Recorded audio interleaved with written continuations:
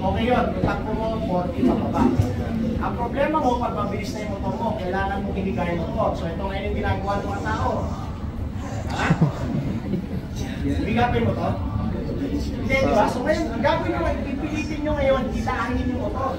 Para umigas. Tama? Hindi actually kailangan mo. Ganito lang sa pahinga, no? Tataas ko isang kamay ko, liliko ako sa kanan, ha? Papahingay ko sa kanan. Lalagay ko yung kamay ko sa handlebar, tutulak ko forward. Yung motor. Pero, hindi ka lang sa kaagad. Ito ang kailangan. Counter steer. Yun yung tinatawag na counter steer. Hindi pababa. Forward. Walang ibang paraan. Lumiko, dalawang paraan lang. Direct steering, lipo sa kanan, lipo sa kanan, lipo sa kaliwa, lipo sa kaliwa. Yung pangalawa, pag mabilis ka na, counter steer. Turn right, push right.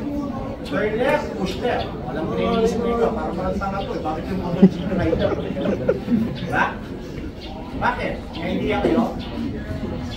Okay. Kaya na nilalabas yung tuhod para masukat yung seal angle ng motor. Bakit pinababa yung katawan? Napansin niyo mga Formula 1 na kotse? Bakit sila mababa? Bakit? Aerodynamic? Hindi. Para mababa yung center of gravity ng motor, ng kotse. Pag mababa ang center of gravity, stable. Yun yung reason kaya binababa yung katawan para bumaba yung center of gravity ng motor. Hindi para lumiko. Para lumiko, kahit nakaganyan ako, ewan ko, nakita niyo yung picture na pinost ko, nakaganyan-ganyan ako, nakahiga yung bike. Tulak mo yung manibela, hihiga yung bike. Ganon siya kasimple. Ganon siya kasimple. Huwag niyong pahirapin. So ang technique, to turn right, push right, mahiga ng motor, saka mo ibaba yung katawan. Hindi kailangan gano'n sa hindi, para panloko to eh. Sa MotoGP, nakikita na yung gano'n. Dahil sa sobrang smooth na nila, hindi nyo nga nakikita na gumagalaw yung kwet ng rider halos eh.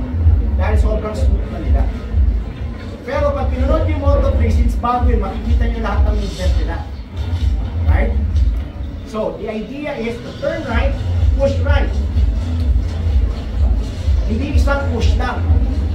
Lagyan nyo ng weight yung handlebar. Hanggat hindi mo naharap yung motor sa kung saan mo gusto pumunta, lagyan mo ng weight. Diinan mo hanggang umarap doon. So ngayon, mapapansin nyo, mas mabilis yung dating nyo, mas kailangan nyo itulak yun. Dahil hindi haharap yung bike ninyo kung saan nyo gusto pumunta kung hindi sa higa na malalim. Kung mabilis ka. Doon sumasayad yung tulog nyo. Okay? Dahil pinasayad mo, sumasayad siya dahil tama yung speed mo, tama linya, tama yung technique. Gets? Okay. So, alisin natin mamaya yan, ha? Kalimutan niyo yung knee dragging. Pag kinalimutan niyo yun, at ginawa niyo yung tama, magugulat kayo, mag-knee drag kayo ng hindi niyo na-expect. Clear?